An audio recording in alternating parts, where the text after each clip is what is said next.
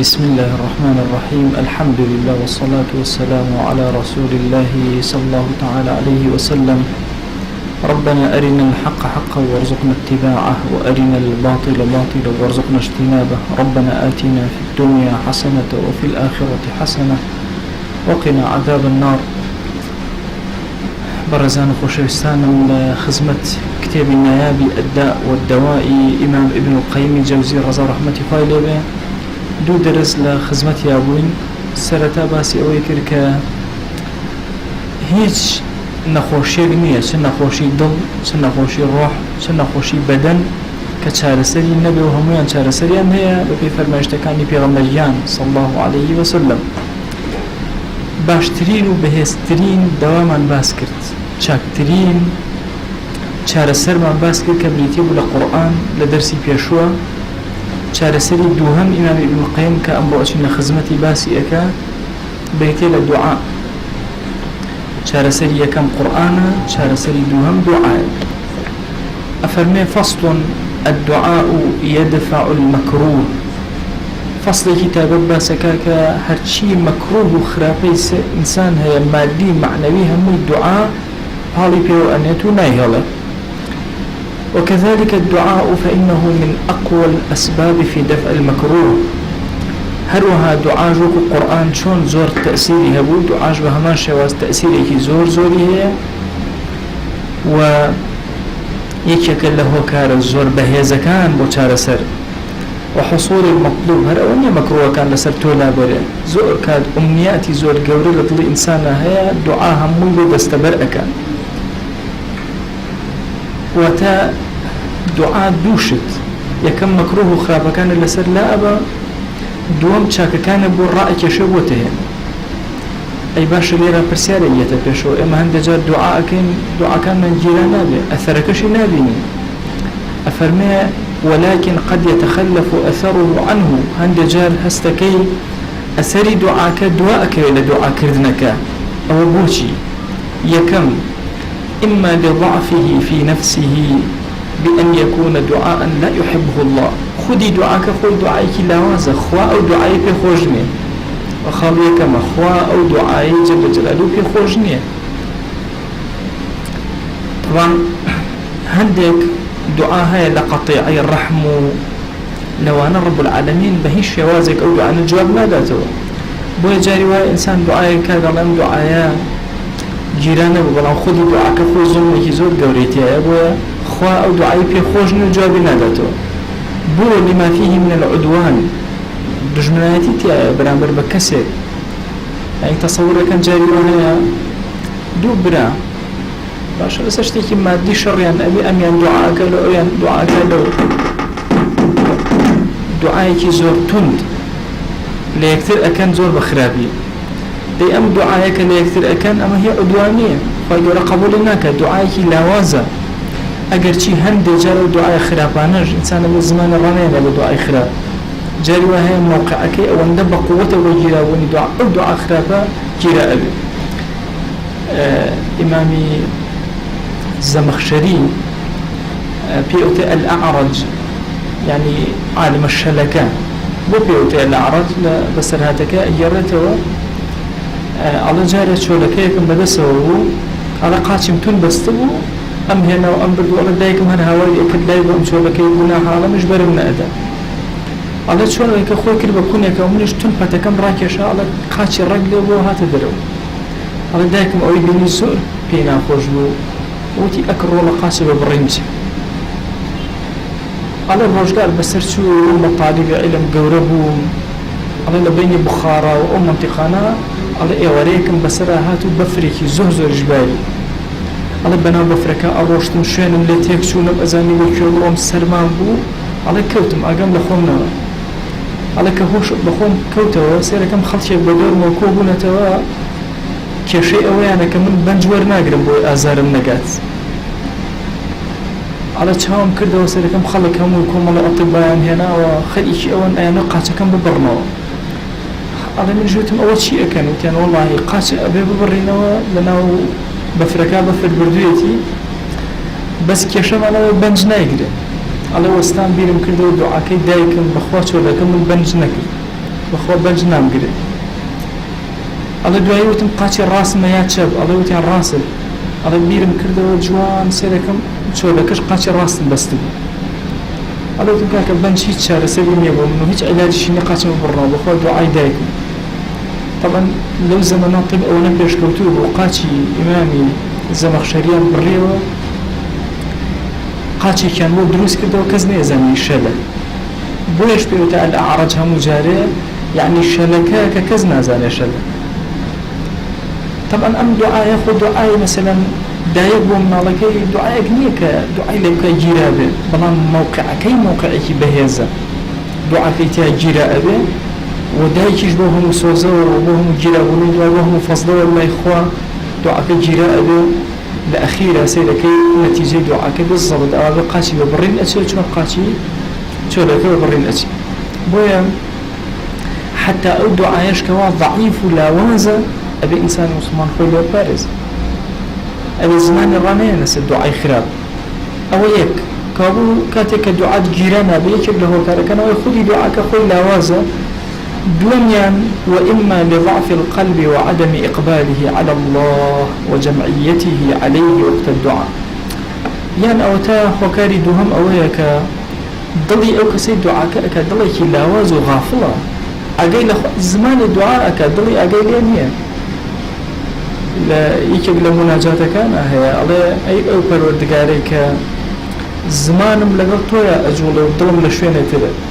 ها غزالي لباسي نجا أفرمتوا الله شيء الله وجهت وجهي للذي فطر السماوات والأرض الروقي خوم باشا دموشاوي ضلب الروح هم كروت أخوة جل جلاله وجهت وجهي للذي فطر السماوات والأرض أسمان زي دروس كدو الروم كروت أو علي عبد أخوة خجالتي ناكشي لبدن قال لخدي أم كلمات ندروك على لم كاتيك أما الله يضل لا يؤني بين الدعاشة يعني أبي أرعسي إنسان جمعي ضلي كربي لحضوري خويا يكب لما رجب قوة كان يجيرا بولي دعاء ويهند جارك أم دعاء من جيرانا بيو نخوشي بلا كان لسلما لنات أو شتاني كأمانة ومنيتانا بمن عطانا كري وكاركي لوازي ظلما لكاتي دعاك فيكون بمنزلة القوس الرخو جدا طبعا تيرو كوان بابلين كوان قوسك حتى وكو بقوة تربية زوتر يتوى كتور رأيك يشيتون بودواوا زوتر أو تون أبيتو شوين يخوي تيركت سريعة الأرواح أي أجر هاتو كوانكت كوانك نرمو مناو كوان ما دروسة كرها شما يقول تيركت توزي رشو أكل نما زالي هو كاركيسيا وهذه تنجي أو دارية داري كي وهابي زور بقوة بي كرات كشو زور بسريعي بشتو شوين يخوي إنجا تيركت بهي زروا اگر هاتو داری که شلو شپرز بو تیرکن هارو هات توزه برکا افهمی بالضبط ضلی لاواز وکو قوسی لاواز او هاي دعاك اكا اشروا بلان برناكا كمك اروا فإن السهم يخرج منه خروجا ضعيفا شكو بدل مكرا ودعاك هرتنها الزمانة بلاوازي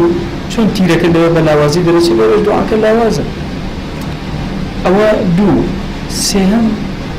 يعني بويا من دعاء من جيرانا به يك دعاء لاواز دو كسي لاواز سي نا دعاء كزور جوان بهز كسكر زور بهز والله مانعها يا مانع وإما لحصول المانع من الإجابة مانعك هي راتقر جواب الدنيا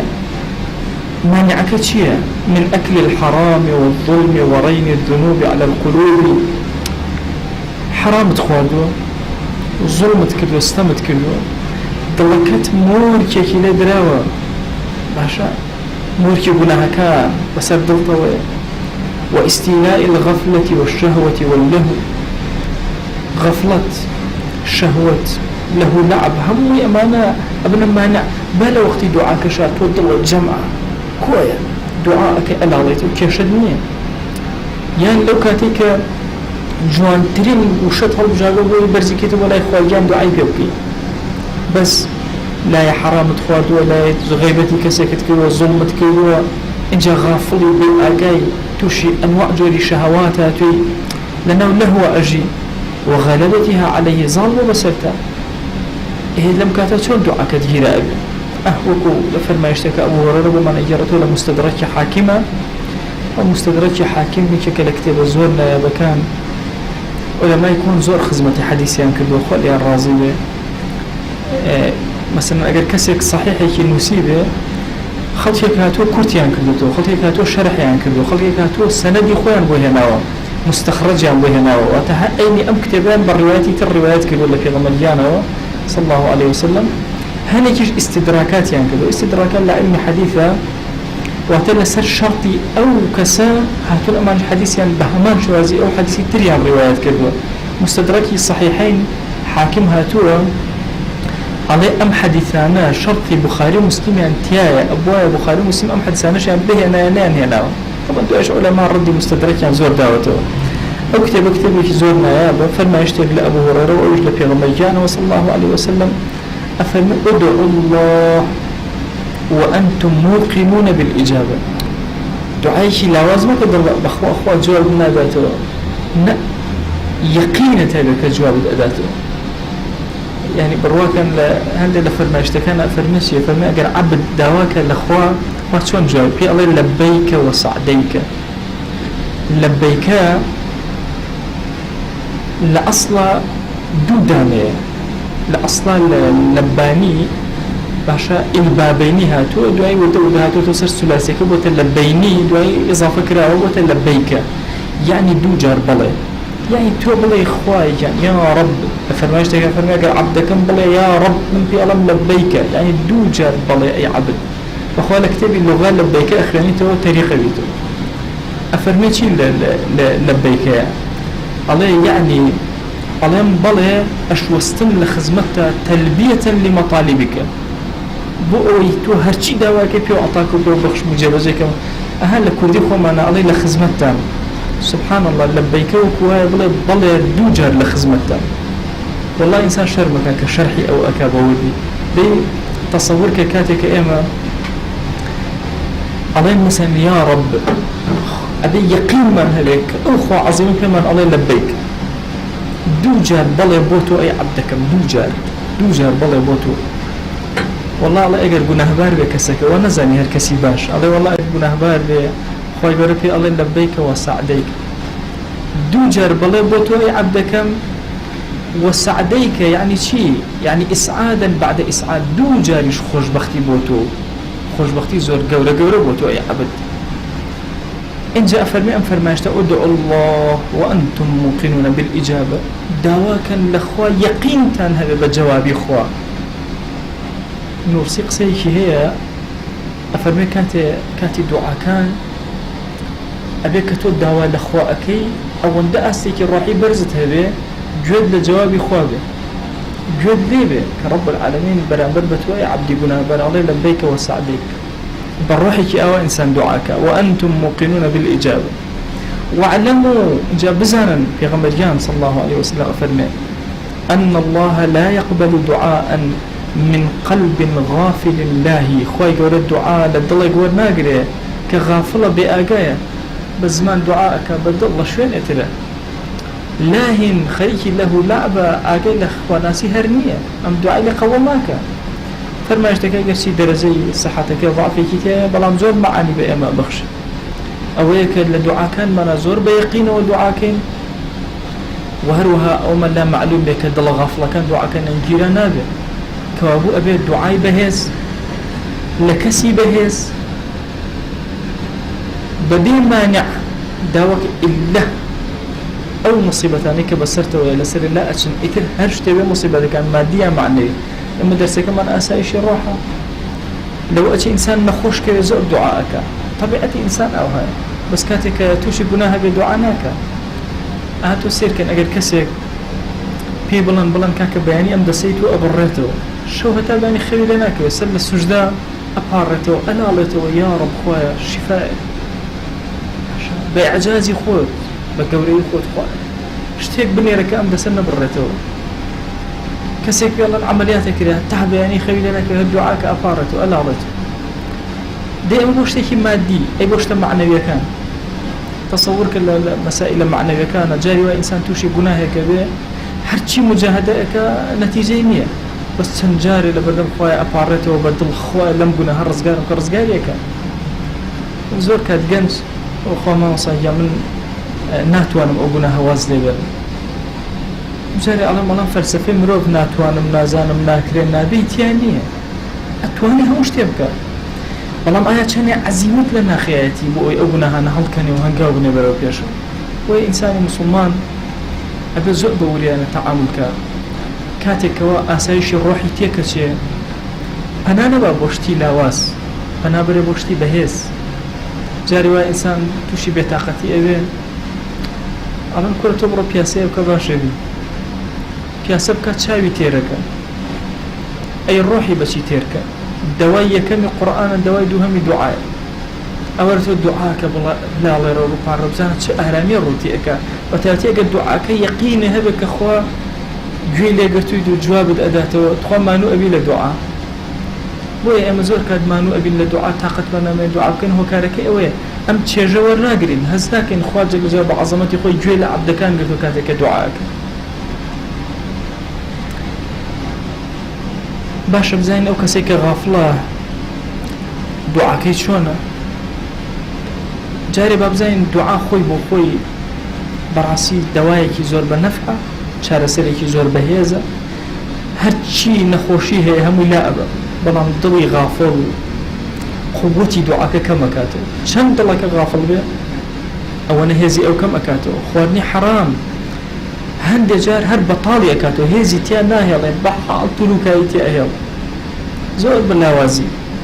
وەکو لە صحیحی مسلمە هاتووە لە حەدیثێکەوە ئەبوو هورەیرە ڕەضی ڕەحمەتی خۆی لێ بوومانە گێڕێتەوە پێغەمبەرگیان صلی الله عليه وسلم فەرمووی: يا أيها الناس، خەڵکینە، إن الله طيب لا يقبل إلا طيبا. خوای عظیم زۆر پاک و بێگەردە، شتی پۆخڵەوەت قبول ناکە، شتی پاکی پاک، دڵی ساغی ساغ.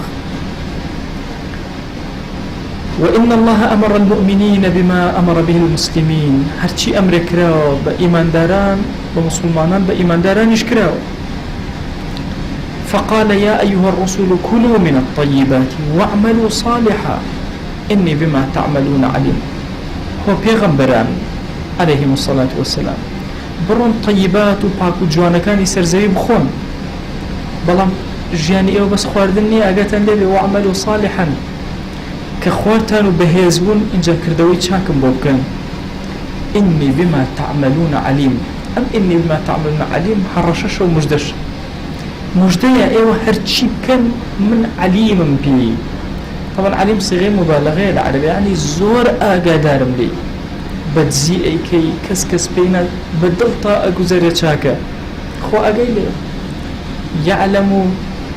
خائنة الأعين. باشە بەحاڵ چاو خیانەتی ئەکا،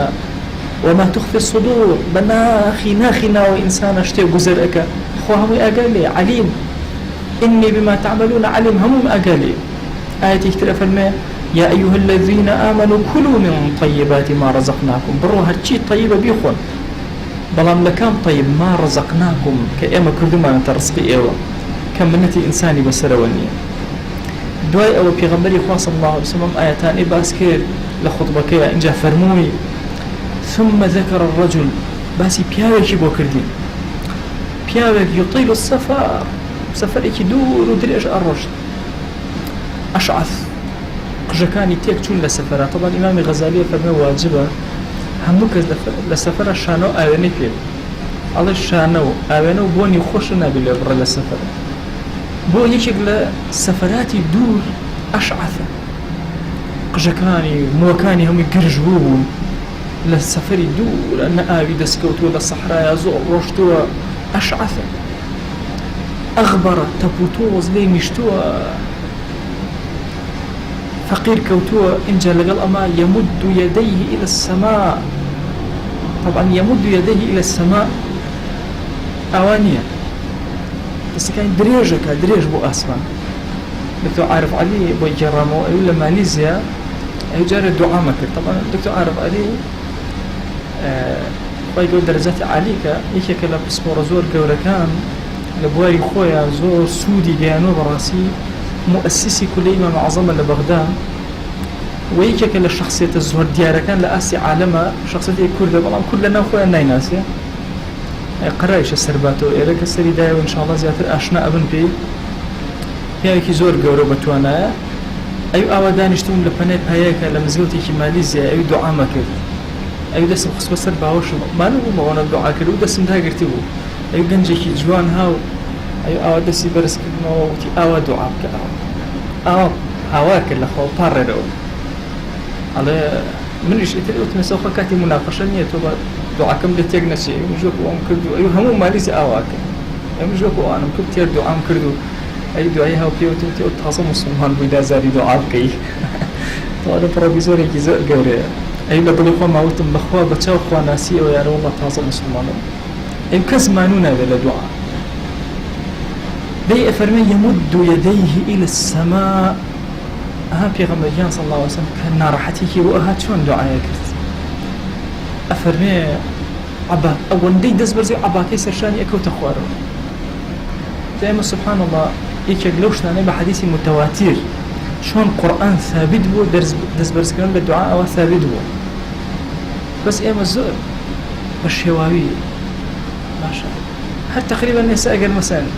أما الدعاء أكن همي أوابك خلق أتهبي لي باشا بوش خلنا تعرفك لا إيما بينما أول سنة نقبهم شوازانيتر لقنو تابيني وتانا شون خلق دز برزكات مرة كان دعاء لأصلا أبو شوازة إذا دستكاني بو برس كريتو أفرميهم كساء هوا دستكاني برس كريتو هاوري أكد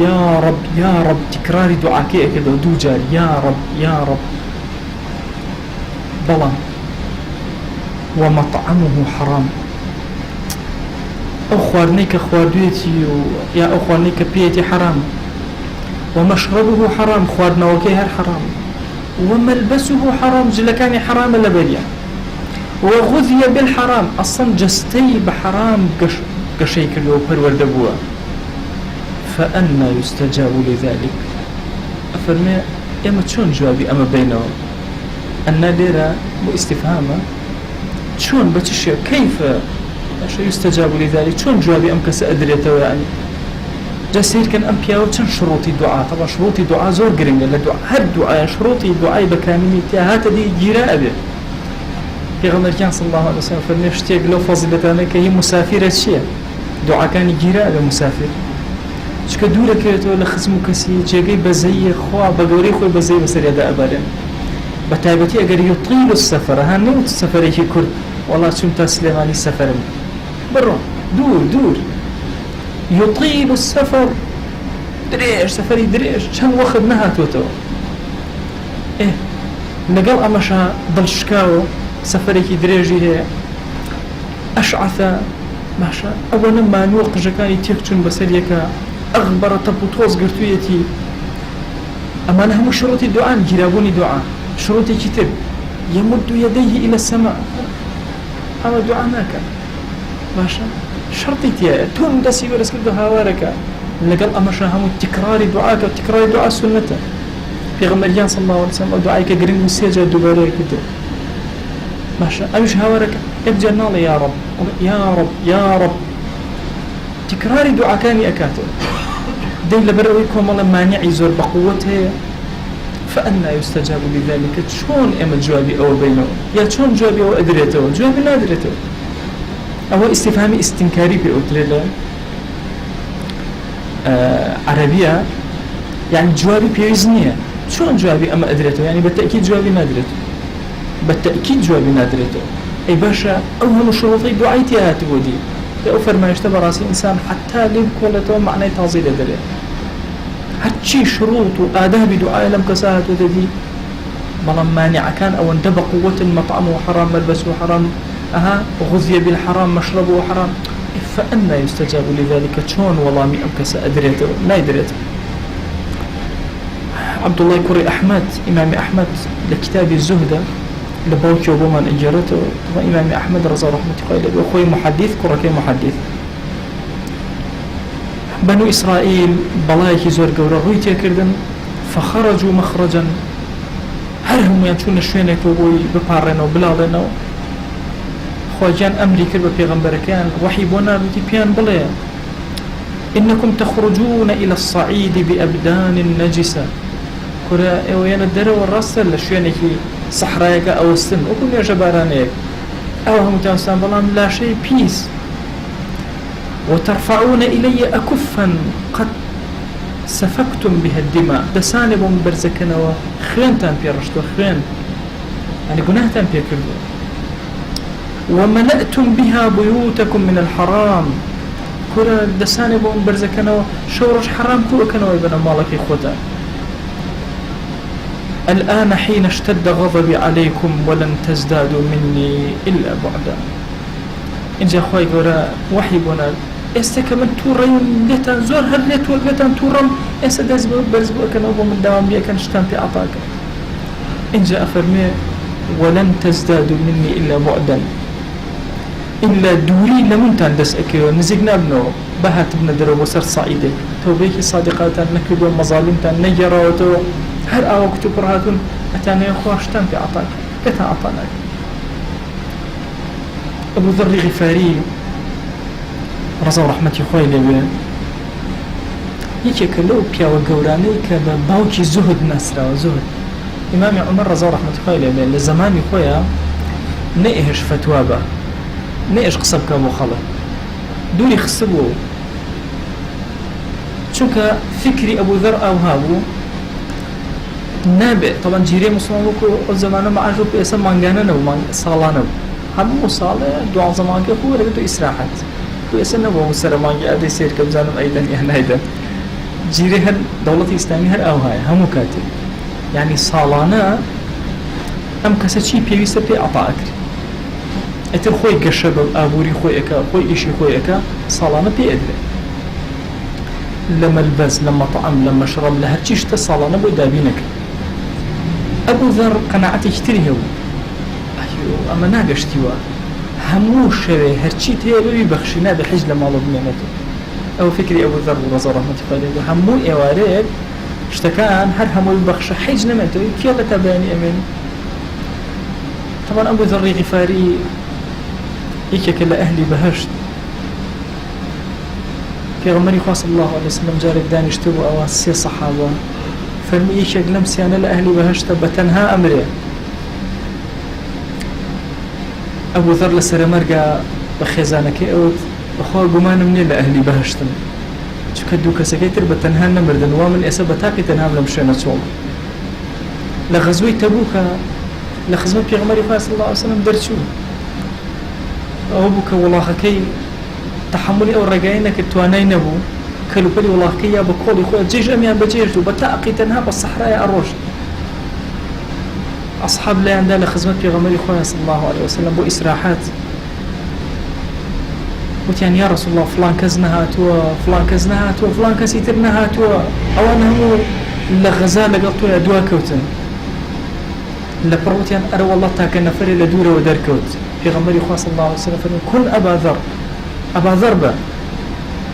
قلت يا والله يا رسول الله صلى الله عليه وسلم أبا ذر جعلت شايان أو خويت فمن رحم الله أبا ذر رحمتي خوال أبو ذر يمشي وحده ويموت وحده ويبعث يوم القيامة وحده بتنها رئك بتنها أمري بتنها زندو أكلته الله سبحان الله يمشي وحده بمعناه يكي كان بتاقي تنها رجاءك بم رجاء يكي كثير أن أم فكري أبو ذر بلاو نابته بس يخويت يمشي وحده جاء بتاقي تنها بوزه دي خوي أبا تسر ويموت وحده طبعا أبو ذر كوفاتي كل للصحراء كي زورتشو كسي لنا خير خوي خزانك دسي كرب جريان خزانك تيجي مقدر وعدي في غمريانا صلى الله عليه وسلم دور كورو وبتنها بمرم دور كورو بس أما الدنيا فرمويتي جماعتي لإيمان داران ين ناهرون بتنها دوين نرجي لسر أكن وهيش خبر نبي بس دور كورو الله يشوفوا لسر قردي وستاب وتشاوي إجرا بشكم يكي بفري أمن خوشبك على سيري كل جماعتي إيمان دار وحجة هاواري ليه كردن يا أمة الله تيتا وتي والله اشتكي أمام لقوما وكان أبو ذر نبي إيه وكين في أمن عبد الله كر عمر والله في غمري خاصة بكم ليه وكباسي كذو بتنها أمره بفلهات نسري أفرمي وبس يك تكليفي لمن هو هركز يك الزرة مسؤولياتي ورقرتو كاروباري مسلمانا نابي منجي لسرك عبد الله يقول عمر فرموي ليه قرر بخوا باوكم نيهج يك نفس بدم زور كسبيان وابو عبد الله شايستي ويدوا عمر يقول الخطاب خليفة بل هم جاريو اي عائلة ابن الخطاب بس اگر چاك مان كردو بس مان اگر خراب مان كردو بس مان بهيش يازيش بوستكي ندايا بويا عبد الله يقول عمر نجي لسر ابو ذر كربة تاقي تنها وقصي سلامي في غمرجاني صلى الله عليه وسلم يبعث يوم القيامة وحده بخوا زندوء بتو بتاقي تنهاش يكيك الزاهد زور قورك لسر مسألة دعاء شي أفرمي يكفي من الدعاء مع البر ما يكفي الطعام من الملح أنقصي أبو ذر زور مشهورة لما مسألة دعاء هم علماء استشهاديان فيكردو زور كلمة يكي قورة شو كلماتي أبو ذر زور كمن بلام زور قورة وقيو حرمانا أفرمي أجر شاك كاري دعاء زور بيزني چێش تێک چەند خوێتیەکەی ئادەی کچەکان ئێوە کیلۆ فاسۆلیا چەند خوێتیەکەی کیلۆ خوێتیەکەی خۆ بەشی عالەمەکە بۆ جەڵدە باشە بۆ زەخت بەرز بوونەوە نە کەمێک خوێتیەکەی ئەفەرمی ئەگەر چاکەکار بووی کەمێ دوعات پێویستە هەر چۆن خواردنە تۆزە خوێتی ئەکرێ هەر ئەوەنە هەر ئەوەت پێویستە ئیتر خوا خۆشتت بێ عەتاءەکە ئەوە معنایەک لە قسەکەی معنایەکی تر لە قسەکەی ئەم قسە پیرۆزەی لەگەڵ چاکەکاریە ئەبێت چاکەی زۆر کەی تا کەمێ دوعات لێ گیراوێ لێ وەرگیرێ ئەگەنا دوعاکان لێ وەرناگیر بە چاکەی زۆر کەی هەتا کەمێ دوعات لێ قبوڵەکرێ چۆن چێشتێک تۆزە خوێتی ئەەکەی ئەمە شێوازە يعني همو دعاء كده أبد دورة ده بأنواع كده باش إنجا لو قبول كده بويا يكي للدواء بنفع الزور بنفع كان بريتين لمسالي دعاء بلان دعاء بمرجو شرط شروطي خويا بويا إما أبا زور هشيار بي تنها مجرد أويك من دعاء كامنا أبي بقرم بدواء أوقاتي استجابة خۆم چۆن بم دڵم چۆن بێ دوعاکەم چۆن بێ چۆن جوان ڕازان بێتمەوە لە بەردەم خوایە نورسی لە قسەیەکی ئەفەرمێ خوای گیان ئەمەوێت دوعاکەم بەس ناتوانم دوعای شێخی گەیلانی بۆ تۆ بەرزەکەمەوە چکە لای تۆ مەئنووسە زمانی من ناتوانێت دوعاکە بەس دوعاکانی ئەو چکە لە ئاسمانی تۆیە ناسراوە دوعاکانی ئەو بەرزەکەمەوە بۆیە ئێمە ئەبێ بگەڕێین کۆنتڕۆڵی زۆر لایەنی خۆمان کەین هەتا وەکو دوعاکان بەرزەکەینەوە بۆ خوای گیان تەشبیه نەبێ کەسێک ئەوێ خەڵاتێکی زۆر جوان تەرتیب کە بیداوە بەرامبەرەک ئەوە کاکە محەممەد دەرچووە و من ژەمێ خەڵاتێکی پێشکەشکەم ئەم خەڵاتێ مەسە ئەم مۆبایلێ جوان ئێڕازێنمەوە کارتۆنێک ئەێنم کارتۆنێکی تر ئێنم تەرتیبی ئەەکەم گوڵێ ئەخەمە سەری 1 ساعت خەریکێ و اینجا پێشکەشی ئەەکەم هەشتا بڵم هەمن ئەم هەوا مۆبایلە بۆ تۆ باشە کامیان جوانتر کامیان لە دڵی ئەوە گەورەتر چۆن قبوڵی ئەەکە باشە ئەگەر کارتۆنەکەم ئاوا جوان ڕازان بێتەوە لە ناو هیچی تیان نەبێ ئەکرێشتیوە وەڵاهی دوعاش تەشبیه نەبێ بۆ شێوازەیە جاری وهەیە ئینسان لە دوعاکانیا جوان دەستنوێژی گرتووە ڕووی کردوتە قیبلە دەستەکانی جوان بەرز کردوتەوە تکراری دوعای کردوتەوە سەڵەواتی داوە لەسەر پێغەمبەرگیان صلی الله عليه وسلم ئیمامی شەوکانی لە تحفەت الذاکرین قسەیەکی زۆر عەزیمە فەرمێ دوعای بێ سەڵەوات نەکەن قەت ئەڵێ سەڵەوات ئیلا گیرایە حتى سبحان الله لە فەرمایشتێکە فەرمێ ئەگەر دڵەکەش غافڵ بێت سەڵەوات بە گیرایە لەناو هەموو دوعاکان ئەگەر بکرێەوە پرسیار کام دوعایە ئەگەر تۆ غافڵ بی خوا لێ قبوڵەکە ئەڵێ سەڵەواتە چکە سەڵەوات دوعایە دوعای ڕەحمەت بۆ پێغەمبەری خوا صلی الله عليه وسلم دوعای ناردنی سڵاو بۆ پێغەمبەرگیان صلی الله عليه وسلم دەی ئەبینی لە دعا كردنا سبحان الله إلا أبي يعني جوان ترين باش ترين وشا كلمة رازان بيتوا والصلوات أهوى دوريتها بالدورة بتاوتين لم زمنا بخوا تصور كان شوكانية فرمتي لأول 6 صلوات لنا وراسة 6 صلوات لأخيرة و6 صلوات وي أهوى توكمة برز بيته ولا بين صلواتي على الرجاء هي باش من همهم جيبا جي كردو آداب كان همو جيبا جي كرا وجوان كلمات رازاوته اي باشا لقل امهم الرازانة والجوانية جاري واحد دعاكم جيرانا بي بو راستا كارتوانا كم رازان بوتوا بلام لناو هيچ امتيانا كردو دليكي بهيز دعايكي بهيز كسي كوا خوي رازان وتو بوي مانع كاني همو بريوا او دساني برزكاته والله يكسر جواب ورق يكسي جنيه لمسر زويا روجك لرجان خوات جوابي ندابت وهندي لدعاكاني جيرانا كردو مهما كان عاصيبه هندي لدعاكاني بو تشيجوار قرتني ام كسا خوات جوابي ادات بخوا جاري وهي انسان دعايا كات سبحان الله خوشي برونك اخويا جواباته وتشك الشرمزار اللي بدهم قناها كان خوات جوابي اداته نك جوابك زور سير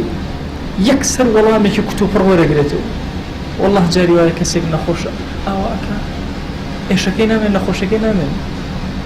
جاري ويا كسيك في الله توطاو خو حافظ يبرو لما انا بخوته امري سن دعائك دسكاني برزكاته خوش شفاء بو امر كسيك تل بازار كوتوا هيج امل نما بس كاني برزكاته يا رب تو امبيني خوش تيكاته وسيله برزبت كسيك قرزار كسيكي تاوان بار هيرو دير ناو تاوانا خوي بيچاره سر ناكري بس كاني برزكاتو يا رب لم غنا رزقاري اكا لم مصيبه رزقاري اكا يكسر يا بدميو دي هند جاريش دس كان برزكاتو نايدات بويا ابي اما يقين من هبي نافع ترين ادويه لسر زويه يا يكب لنا فاعترينا كاني أدوية لسر زوية لدواء القرآن بقيتي لدواء والله القرآن بقرته والدواء والروح وأسايش الروح بقيتي لدعاء كردن ابن القيم أفرمي دعاء لأنفع أدوية بلا كان لسر لا أبا كرا علاجة أكا نانا هالأمانية بخوا دعاء كهن جار وها بلا كان ينخواره دعاء رق رايا قرنا يلا بكيو تسرسل مصيبة كان لسر إجارته يان هالنجار ناتوانا بإجارته بلام هيوار شي أكاتو زوبا نرمي أكيو تسر شانيتو بلا يكي زور قول الرويتيا كردي بلام دعاء كانت نرمي كردوتو كأكيو تسرتو زوبا ناسكي أكيو تسرتو كوري أول شكي إيمان دارا حاكم لصحك يا أبوي الرواياتكم لعلي كوري أبي طالب ورزا رحمتي خوي لبيه پیغمبر جان صلى الله عليه وسلم فرموي الدعاء سلاح المؤمن شكي إيمان دارا عمادي دينا نوري آسمان وزوية لقل بلايا هرچي بلا لآسمان ويتخوار يا هرچي بلا توشي إنسان بي لقل دعاء السجور تجاوزناك جاري واهيا على نحوسي كان صاروخي كان ناردو صاروخي كي زور عجاب ليه هبروني كر حتى واجد نهج جب نفرش زرره با هیچی نهج الان صاروخی که بقوتر یان نارد والله پارچکانی کەوت نەسەر زەوی بڕێ زەرریاندا باشە نا کەوتە سەر زەویش بەڵام ئاساری زۆر کەم بوو هەرچی بەڵایە ڕووەکاتە ئینسان لەگەڵ دوعاکانە ململانەیە لە سێ شوێنە جاری وا هەیە زۆر بەقووەتی ئەو بەڵایەت سبحان الله دوعاکە لێ ئەدا هەپرۆنی ئەکا ناگاتە سەر ئینسانەکە لحادثيكي السيارة خريب بحال سوچيكي ما بو نجاتي بو الحمد لله لخو خريب ببرم يقتوزي ما بو جا السياق كحادثي اللي أقومي لدى قشاركي أقاي لخويني ماشا أقا دانيش توزي إسراحتك طبيعتي هي واجوة وجا قاسي السيارة أقري زور زحمت بلان باشا شون أهو رزقارم بو خو بهمو حسابات من طوابو بو دعايك سبحان الله بلاكا حبروني كرنيهش بقات السرتو جاري كتير أما أم دعاء زور بقوة بلاك بقوة ترى أو ندعاء كلا دلش قوية وكراو بلاك هل تكام جاري كتير لبرابر هيك أوسط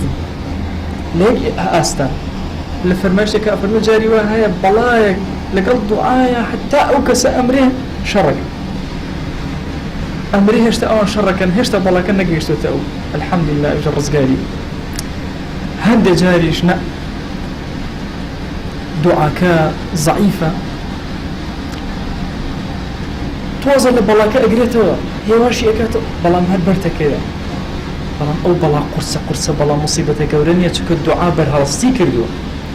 بوي إنسان مسلمان قد ما نونا بلا دعاء هامش دعائك يعني في غمريان صلى الله عليه وسلم بو ناس داريان يعني أما قد رجل الدعاء ما كرو بو تشاومان بو جوامان بو بيستنما بو بينما نايكين أي فرموتي اللهم عافني في بدني اللهم عافني في سمعي اللهم عافني في بصري خواهجان شام سلامتك بينيم سلامتك بيستم لا شم هزم توانا كم باشا مصيبتي يبو تشاو توتت اللهم عافني في بصري ورا مصيبة برتشاو ناكي مصيبتي يبو جويت اللهم عافني في سمعي ويا أفرمون أو كسيك همو دعاء كاني في غمر جان صلى الله عليه وسلم بكات لأمانك زؤر قولا هيس مصيبة درقتي أمنا شنك الدعاء زمانك كردوا كزؤر خوش يسأل إخوة جل جلاله كفي غمر جان صلى الله عليه وسلم ابن القيم أمسيانا باسكاتو فرما يشتكوان بو هنا أفرمي چني حذرك لقدر رزقار النادي جاري وهي دايكك پنجاجة بمناله نرو تدرو لما أنه لبدا سي خويا طاو بمناله أو إنيز لدرو طاو نبي لبناي خويا جاري وهي باوكو دايكك كبيرة كانوا بوي مناله كان نفوتي أين يرن بوشوين أيكي زور مأمن هشي اللي أفوتي لا يغني حذر من القدر قد حذر كذا لقدر رزقار الناكا أي شيء كين أي هوار والدعاء ينفع مما نزل ومما لم ينزل في غمريان صلى الله عليه وسلم فإن الرحمن بقرباني به دعاء سودي هي لو بلايك هاتوا تخوار ويا هشتا نهاتوا هالدعاء رايقري وإن البلاء لينزل فيلقاه الدعاء لسر وأوتها بلاها تخوار لخوار وشي دعاء برهلسكاري كده فيعتلجان إلى يوم القيامة حتى هرج قيامة توزي أو برزقات توزي أو نسمكات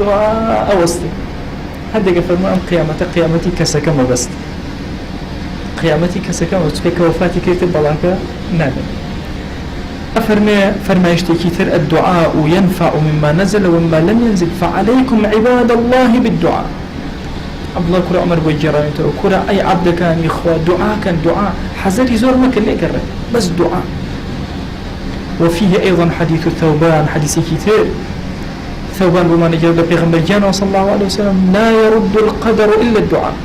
بس دعاء قدر إجارته ولا يزيد في العمر إلا البر هيشتك عمر إنسان درجناك بانيناك إلا تشينا بچاك كارين به وإن الرجل ليحرم الرزق بالذنب يصيبه جاء وهي إنسان رزقه زور حلال لي ببشر وهو جناه وكا أي كت هما كوي أنفر ما يشتانا أول بقى موت ابن القيم لقال الله ما يترسان فرمي أبي أقل لأخواردنا الجلو برقت هموشتيا كده بقري بباشترين دعاء بكي بلام نكي بشت السالبة ولا دعاء بلي باشا مني بيسيون دعاء بكم نا دعاء كانت برزيان كروا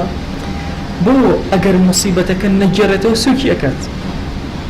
باتي لك زور ضعيف بك هالي أدي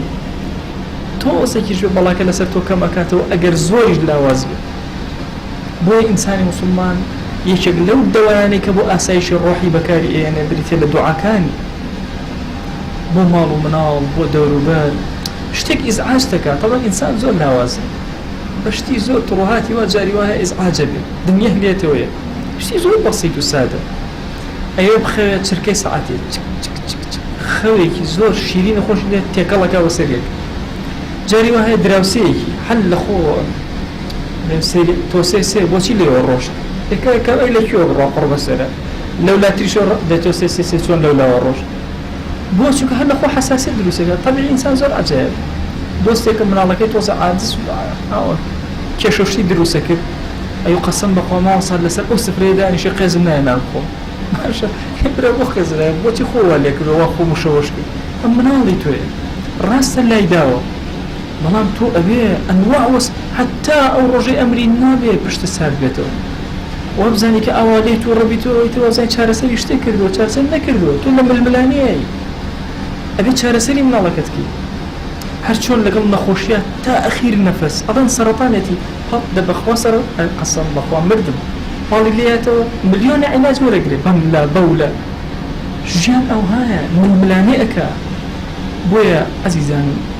بخوا إما لهرشي مصيبتك لدور برمانا هي أبي بنا برينا برمال ودعا لو برلا ضينوا لو بارينوا إتر مصيبة لها هرشي هن حوصرت خرافة من على كبيكل باش السيارة كم لكار كوتو معاش درن كوتو باشا أول شيء حساب على أمره يا باشا تعينات نما نأسانا طبعا زورش لمبابتانا يا فتاح من لبير كلوا رمضان وتاريك ما هي لسر فتاح هذا كان بقرنا وسري زورك درجة داخرة وكان إنسان كليلك هي بكاتو كوشي يا فتاح من قال يا فتاح سيفتح الله عليه أو كسيوتي يا فتاح إلا خو أمرو بيا بياني درجة كلي أكاتو بو أسايش الرحمن بيسمان بدواي دوهما هلا ماري قرآن بدين لخزمت يا دواي كم هلا ماري دوهم بدين كبرتين الدعاء من بارنا ولعل رب العالمين درجة كان خير بس ما أكل يا ربي خويا داولي أكين بناوي جوانت بصفتي برزد باسم عظمة يا أكرم الأكرمين أسايش الرحمن زيادك يا رب العالمين خويا جان داولي أكين ببزي خوت برحمتي خوت نخوش كاني ظلما رحمن شارسرك يا أكرم الأكرمين خويا عاقبة من خيرك يا رب العالمين بزي بسر من أبو بارينا خويا بزي بسر من أبو بارينا إمي قناه كاري خجل البار بدسي رشو ضلي رشو زماني رشو شاي رش هاتوين أما أزانين درقايتو لكزدا ناخري إما جبا أميدي درقايتو هاتوين بخوا خويا صفتي كرمتو من ناسيوة ويا بجرأة وداوات لي أكين أقر چي شر مزارين هاوار بوتو إهانين خويا هرچي چاكي دنيا وآخرة في من عطاك سر برزمان كلم دنيا لو دنيا بأمتي في غنبري خواه صلى الله عليه وسلم قبول مانك تو قوري خود خواه جان سيري قناها كان من مكة يا إلهي هرچون إما سيد الرحمة أكين توج برحمتي خود لقل منا بجول روا أم دعانا لم قناه بارانا وقبولك يا أكرم الأكرمين خواه جان بآميني أم برزان دعا كان من قبولك يا أكرم الأكرمين خواه جان ظلما آرامك رحما آسودو آرامك مالكان من آرامك قرك وشار من آرامك ولات ونشتمان من آرامك أمتي في غنبري خواه صلى الله عليه وسلم آرامك يا ربي خواه جان هركس من قرفتي كي بو شار سركا أما من توشي قناهات وين خواه رزقاب ما كلا قناها كان خواه الدالله كان من لبيني دو بنجيتو يا أكرم الأكرمين رزقار مالك لقناها كان رزقار مالك يا رب العالمين خواه داوال لي أكين حال ما بكرة باشترين حال ظل من ثابت كلا سرخوا ناسي يا ربي خواه قناه لكش شاو من ناشرين طاعتك كان لكش شاو من جوان خواه جان ظل من بيوسي نيوشك لغفرت رزقار مالك عاقبة من خيرك داما مزرين يا أكرم الأكرمين خواه جان أو من نخوش الشفاء وبنيرا أو من بحال مال مالدارك أو من بمنال منالك عطاك أو من بمنال منال صالحك لقناهي خومان وباو بابير من براو خشك من خزمك سكار من رفيق وهاول وبرادر من خوشبا لقناهي ما وصاق تاوي من لبورا لقناهي داوسي كان من لبورا يا ربي پروردگار هركز ما فيكي بسر منوي لقناهي لبورا لقناهي پروردگار منال وهاوسر وخزانة كان من لبورا يا رب العالمين يا ربي خواه جان داوال لي أكين بلطفي خود بكرمي خود